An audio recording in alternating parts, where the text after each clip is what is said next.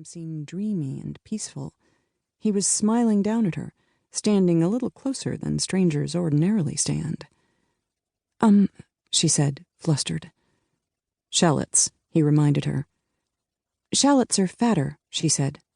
She set the celery in her grocery cart. I believe they're above the parsley. She called over her shoulder, but she found him next to her, keeping step with her as she wheeled her cart toward the citrus fruits. He wore blue jeans, very faded, and soft moccasins that couldn't be heard above King of the Road on the public sound system.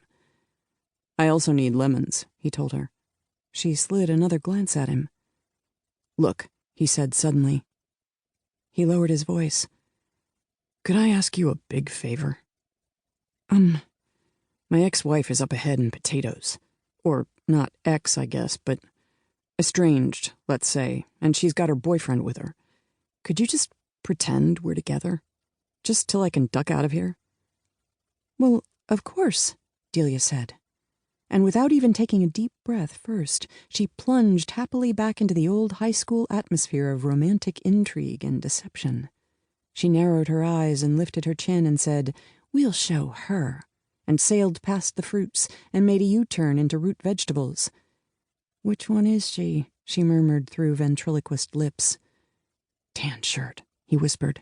Then he startled her with a sudden burst of laughter. Ha ha, he told her too loudly. Aren't you clever to say so? But tan shirt was nowhere near an adequate description. The woman who turned at the sound of his voice wore an ecru raw silk tunic over black silk trousers as slim as 2 pencils. Her hair was absolutely black, cut shorter on one side, and her face was a perfect oval. Why, Adrian, she said. Whoever was with her, some man or other, turned too, still gripping a potato. A dark, thick man with rough skin like stucco and eyebrows that met in the middle. Not up to the woman's standard at all. But how many people were? Delia's companion said, Rosemary, I didn't see you. So don't forget, he told Delia, not breaking his stride. He set a hand on her cart to steer it into aisle 3. You promised me you'd make your marvelous blancmange tonight. Oh, yes, my blancmange, Delia echoed faintly. Whatever blancmange might be, it sounded the way she felt just then, pale and plain-faced and skinny, with her freckles and her frizzy brown curls and her ruffled pink round-collared dress. They had bypassed the dairy case and the juice aisle, where Delia had planned to pick up several items, but she didn't point that out because this Adrian person was still talking. Your blancmange and then your, your meat and vegetables and da-da-da. The way he let his voice die reminded her of those popular songs that end with the singers just absent-mindedly drifting away from the microphone. Is she looking at us? He whispered. Check it out. Don't make it obvious. Delia glanced over, pretending to be struck by a display of converted rice. Both the wife and the boyfriend had their backs to her, but there was something artificial in their posture. No one could find russet potatoes so mesmerizing. Well, she's mentally looking, Delia murmured. She turned to see her grocery cart rapidly filling with pasta. Egg noodles, rotini, linguine. Adrian flung in boxes at random. Excuse me, she said. Oh, sorry, he told her.